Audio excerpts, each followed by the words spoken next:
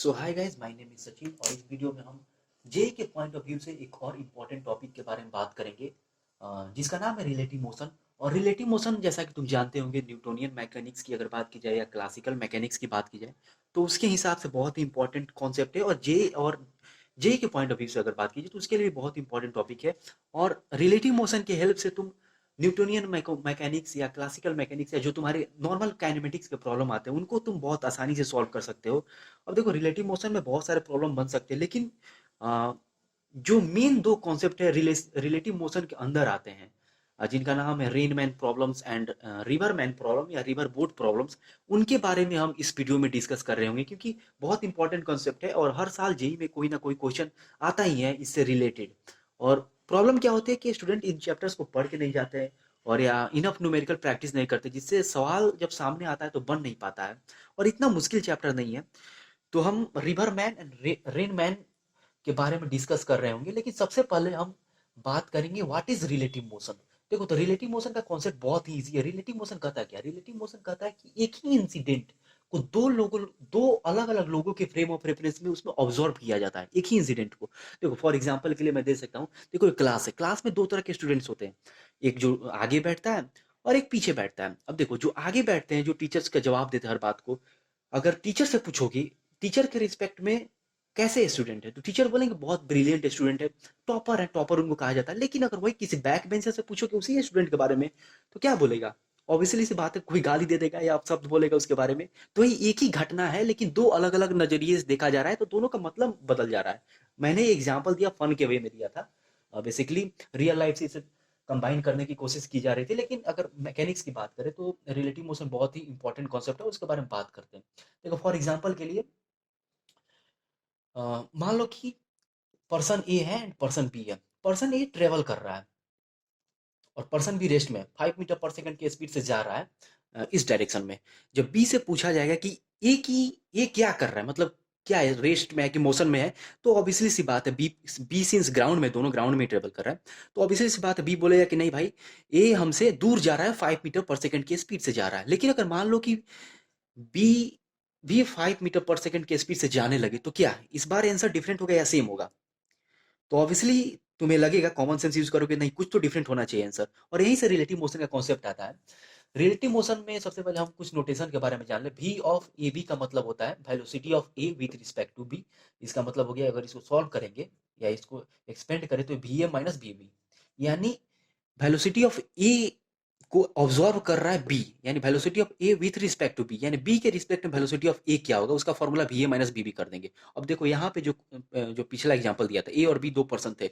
ए 5 metre per second speed से जा रहा था और बी भी इसी डायरेक्शन में, सेम डायरेक्शन में 5 मीटर पर सेकंड से जा रहा है और इस बार कोई पूछे velocity of A with respect to B, यानी भैया ए की वेलोसिटी बताइए बी के रिस्पेक्ट में, तो ऑब्वियसली सी बात है अगर इसको इस फॉर्मूले के द्वारा निकाला जाए तो वी ए माइनस बी भी तुम करोगे, 5 में से 5 गया 0, यानी बी के रिस्पेक्ट में ए रेस्ट में, क्योंकि दोनों सेम स्पीड से जा रहे हैं।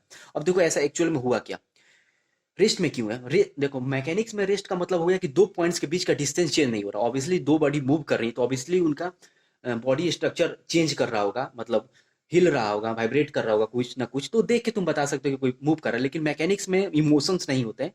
मैकेनिक्स सीधे कहती है कि अगर उनके बीच का डिस्टेंस चेंज हो रहा है तो इसका मतलब मोशन में नहीं है, तो नहीं है, रेस्ट में। अब देखो, दोनों सेम स्पीड से जा रहा है, तो ऑब्वियसली सी बात है उनके बीच का जो डिस्टेंस एक्स है वो तो कांस्टेंट रहने वाला है ना, वो चेंज नहीं होने वाला है, तो ऑब्वियसली सी बात रेस्ट में। और इसी तरह मतलब सिंपल सा बहुत बेसिक कॉन्सेप्ट है, तुम्हें आता होगा। और अगर तुम रेन मैन और रिवर मैन प्रॉब्लम पर पहुंचे हो तो ऑब्वियसली सी बात है रिलेटिव मोशन का बारे में जान रहे होगे। और सिर्फ वेलोसिटी के लिए नहीं लगा सकते, तुम एक्सीलरेशन के लिए भी लगा सकते हो, डिस्प्लेसमेंट के लिए भी लगा सकते हो, कोई भी चीज के लिए लगा सकते हो वही फॉर्मूला रिलेटिव मोशन का कॉन्सेप्ट। बेसिकली तुमको क्या करना है कि अपने फ्रेम से किसी और के मोशन को ऑब्जॉर्व करना है। Velocity of A with respect to B का मतलब यही हुआ कि ए की वेलोसिटी को ऑब्जॉर्व कर रहा है बी, और बी के रिस्पेक्ट में उसकी वेलोसिटी क्या है। अब देखो, एक और भी मेथड होता है, बहुत सिंपल सा मेथड होता है रिलेटिव मोशन निकालने का। वो क्या होता है कि देखो, अगर ए और बी था, दो बॉडीज थे, ए 5 मीटर पर सेकंड के स्पीड से जा रहा था इधर, और बी मान लो 2 मीटर पर सेकंड के स्पीड से इसी डायरेक्शन में जा रहा, और इस बार पूछे कि वेलोसिटी ऑफ ए बताइए बी के रिस्पेक्ट में, तो क्या होगा? एक तो हमारे पास ये वाला फॉर्मूला था वी ए बी, इससे भी निकाल सकते हैं। दूसरा मेथड होता है बहुत इंपॉर्टेंट, दूसरा मेथड है कि तुम जिसके रिस्पेक्ट में निकालना है तुमको वेलोसिटी, उसको रेस्ट में कर दो, और जो भी उसको रेस्ट में करने के लिए जो भी चेंजेस तुम किए उसमें, उसी चेंज को पूरे यूनिवर्स में ऐड कर दो। अब देखो 2 मीटर पर, तो यहाँ पे देखो बी तुम्हारा जो है 2 मीटर पर सेकंड की स्पीड में जा रहा है और तुमको velocity of A with respect to B निकालना था। तो बी को रेस्ट में कर, तो बी को रेस्ट करने के लिए तुमको 2 metre per second opposite direction में ऐड करना पड़ेगा। इस डायरेक्शन में 2 मीटर पर सेकंड ऐड करते हो, जो चेंज यहाँ पे किए वही सिमिलर चेंज तुमको पूरे यूनिवर्स में करना पड़ेगा। यानी 2 metre per second opposite direction में यहाँ पर भी तुमको ऐड करना पड़ेगा यूनिवर्स, क्योंकि तुम्हारा ए है ना, तुम्हारा सिस्टम यूनिवर्स है, सिस्टम में तुम्हारा ए सिर्फ है, बाकी दुनिया से हमें मतलब नहीं है। तो 2 मीटर पर सेकंड तुम जब इसमें ऐड करोगे तो यहाँ पे 3 मीटर पर सेकंड आ जाएगा, 5 में से 2 गया, 3 मीटर पर सेकंड आ गया, यानी velocity of A with respect to B 3 meter per second आ गया। तो ये भी एक कॉन्सेप्ट है और मुझे ज्यादा सिंपल लगता है। ऐसे बी ए माइनस बी बी करने से अच्छा है कि जिसके रिस्पेक्ट में निकालना उसको रेस्ट में कर दो और उसकी वेलोसिटी को ऐड कर दो अपोजिट डायरेक्शन में। अगर इधर जा रहा है तो इस डायरेक्शन में ऐड कर दो इसकी वेलोसिटी पूरे यूनिवर्स में। एक और एग्जांपल देता हूं इस पे, अगर तुम्हें समझ में नहीं आया तो। मान लो कि ए है एंड बी है, ए इधर जा रहा है 5 मीटर पर सेकंड से और बी इस डायरेक्शन में जा रहा है 7 मीटर पर सेकंड से, इस डायरेक्शन में, पॉजिटिव डायरेक्शन में। अब तुम्हें पूछा जाए कि वेलोसिटी ऑफ बी निकालिए विथ रिस्पेक्ट टू ए, तो एक तो मेथड है v B minus v A कर दो, दूसरा मेथड है कि जो हमारा कॉन्सेप्ट था, तो क्या करेंगे, velocity of B with respect to A निकालेंगे। ए के रिस्पेक्ट में निकालना तो ए को रेस्ट में कर दो, ए को रेस्ट में करने के लिए क्या अपोजिट डायरेक्शन में 5 मीटर पर सेकंड ऐड करना पड़ेगा, यानी इस डायरेक्शन में 5 मीटर पर सेकंड ऐड कर देते, जीरो के 5 - 5 0, और जो चेंजेस यहाँ पे किए वही चेंजेस पूरे यूनिवर्स में कर दो, यानी यूनिवर्स तो तुम्हारा बी है यहाँ पे, तो 7 प्लस इसमें 5 ऐड कर देंगे तो 12 मीटर पर सेकंड हो जाएगा। यही तुम्हारा रिलेटिव वेलोसिटी हो जाएगा। अब देखो इस कॉन्सेप्ट का यूज कहाँ है, इसका यूज होगा तुम्हारा, एक क्वेश्चन आता है वही थीफ एंड पुलिस वाला क्वेश्चन आता है कि पकड़ने में कितना टाइम लगे, तो उस तरह के प्रॉब्लम को सॉल्व करने में यहाँ पे हेल्प होगा। लेकिन हमारा अभी matter of concern Rain Man problem है, तो हम रेनमैन प्रॉब्लम के बारे में भी बात करेंगे। देखो रेनमैन प्रॉब्लम का सबसे सिंपल स्टेप होता है, सबसे पहला स्टेप होता है कि हमेशा तुम जो भी प्रॉब्लम सॉल्व करोगे मैन के रिस्पेक्ट में ही सॉल्व करोगे, समझ गए, मैन के रिस्पेक्ट में सॉल्व करोगे। यानी इसका मतलब हुआ कि मैन तुम्हारा हमेशा रेस्ट में, ऐसे मतलब ट्रीट करना है कि मैन तुम्हारा हमेशा रेस्ट में आ जाए, और उस रेस्ट में कैसे करोगे, यूनिवर्स में चेंजेस करके। अब देखो एक क्वेश्चन मैं बता रहा हूँ, क्वेश्चन से ही ज्यादा समझ में आएगा। क्वेश्चन क्या कर रहा है, सिंपल सा क्वेश्चन है। देखो क्वेश्चन तुम्हारा कर रहा है, एक मिनट पहले क्वेश्चन मैं पढ़ देता हूँ। For a man moving on a horizontal road at a uniform speed of 6 kilometer per hour, rain appears to fall vertically downward. When he increases his speed to 12 km per hour, rain appears to make 30 degree with vertical. Find the magnitude and direction of rain with respect to ground. अब देखो simple सा question है। Question क्या कर रहा है कि मान लो ये वाई एक्सिस हो गया जो वर्टिकल हो गया। For a man moving on a horizontal road, जब मैन हॉरिजॉन्टल रोड पर ट्रेवल कर रहा है 6 किलोमीटर पर आवर से, velocity of man 6 kilometer per our है, तो उस टाइम में जो रेन है, रेन उसको वर्टिकली अपीयर होती हुई दिख रही है, यानी velocity of rain with respect to man vertical है। हॉरिजॉन्टल डायरेक्शन में रेन नहीं गिर रही है, वर्टिकल डायरेक्शन में। यानी इस बात से कहा जा सकता है कि वेलोसिटी ऑफ रेन वाई में, वर्टिकल में कुछ मान लो कि नहीं बताया कि कितना है, मान लो कि कुछ वाई होगा, वाई किलोमीटर पर आवर से गिर रही होगी वर्टिकल डायरेक्शन में। यानी इस बात से कहा जा सकता है कि velocity of rain with respect to man in X direction 0 होगा। ऑब्वियसली क्वेश्चन में ही ना कर रहा, क्वेश्चन में कर रहा है कि जब मैन 6 किलोमीटर पर आवर से ट्रेवल करेगा तो उस केस में जो रेन है मैन को वर्टिकली गिरती हुई दिखाई दे रही है। इसका मतलब क्या हुआ कि हॉरिजॉन्टल डायरेक्शन में रिलेटिव जो मोशन है 0 है, यानी velocity of rain with respect to man in horizontal direction 0, यही ना मतलब हुआ। अब देखो किसी भी डायरेक्शन में अगर रिलेटिव मोशन 0, इसका मतलब क्या हुआ, इसका मतलब इससे दो चीजें पता की जा सकती है। एक तो हुआ कि या तो दोनों रेस्ट में, दोनों बॉडीज रेस्ट में, या तो दोनों सेम स्पीड से ट्रेवल कर सकते, तभी तो रिलेटिव मोशन 0 होगा। अब सिंस मैन ऑलरेडी ट्रेवल कर रहा है हॉरिजॉन्टल डायरेक्शन में 6 किलोमीटर पर आवर से, इसका मतलब हुआ कि रेन का जो स्पीड होगा, velocity of rain in X direction must भी 6 किलोमीटर पर आवर होगा, तभी तो रिलेटिव मोशन 0 होगा दोनों के बीच का हॉरिजॉन्टल डायरेक्शन में। यानी देखो यहां से हमें पता चल गया ना कि velocity of rain in horizontal direction 6 kilometer per our है। वाई डायरेक्शन में तुमको नहीं मालूम है, लेकिन हॉरिजॉन्टल डायरेक्शन में तुमको मालूम चल गया कि velocity of rain 6 kilometer per our है। अब देखो नेक्स्ट पार्ट क्वेश्चन का कर रहा है कि अगर जब मैन अपना स्पीड 12 किलोमीटर पर आवर कर दे, 12 किलोमीटर पर आवर जब मैन कर दे, तो उस केस में क्या होता है, रेन जो है 30 डिग्री एंगल वर्टिकल से बना के गिरती हुई दिख रही है। तो find the magnitude and direction of rain with respect to ground and with respect to man भी निकाल सकते हो। तो देखो जो वेलोसिटी ऑफ क्या क्वेश्चन में कर रहा है कि वेलोसिटी ऑफ मैन जो है पहले तो 6 किलोमीटर था, अब हो गया नेक्स्ट मतलब पार्ट है उसमें 12 किलोमीटर पर आवर हो गया वेलोसिटी ऑफ मैन। अब मैंने तुमको क्या बोला था कि रिवर मैन रेन मैन का, बेसिकली रेन मैन है, रेन मैन का क्वेश्चन को सॉल्व करने के लिए तुमको हमेशा मैन के रिस्पेक्ट में ही सॉल्व किया जाता है, क्योंकि बहुत आसानी सॉल्व हो जाएगा। मैन के रिस्पेक्ट में तुमको सॉल्व करना है तो क्या करोगे, मैन को रेस्ट में रखोगे, एंड मैन को रेस्ट में करने के लिए जो भी चेंजेस तुम किए वही चेंजेस यूनिवर्स में कर दोगे। अब देखो 12 kilometre per our positive x में जा रहा है, यानी 12 किलोमीटर पर आवर इसको निगेटिव एक्स के डायरेक्शन में ऐड करना पड़ेगा, और यही चेंजेस पूरे यूनिवर्स में करना पड़ेगा। तो यहाँ पे हम रेन का जो स्पीड है उसमें 12 किलोमीटर पर आवर हम कर दे रहे हैं, ऐड कर दे रहे हैं। अब हो गया तुम्हारा 12 किलोमीटर ऐड कर दिए। अब देखो इसका रिजल्टेंट कितना हो जाएगा, रिजल्टेंट सिंपल सा हो जाएगा, ये हो गया तुम्हारा वेलोसिटी ऑफ रेन, और ये 12 में से 6 हो गया, 6 किलोमीटर पर आवर हो गया तुम्हारा।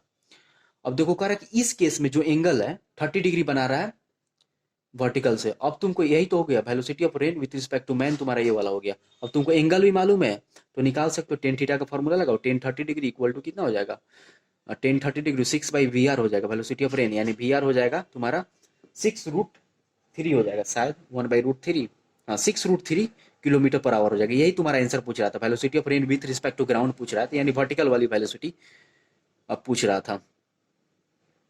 तो यही निकल जाएगा तुम्हारा आसानी से। Velocity of rain with respect to man निकालना तो तुम ये वाला स्पीड निकाल दो, ऑब्वियसली पाइथागोरस लगा के निकाल सकते हो।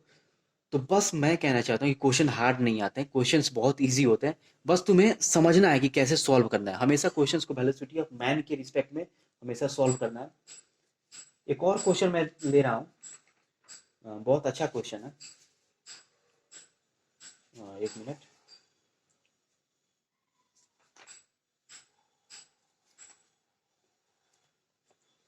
देखो क्वेश्चन क्या कर रहा है, क्वेश्चन कर रहा है कि when a man walks with a speed of v on a horizontal road, rain appears to fall vertically.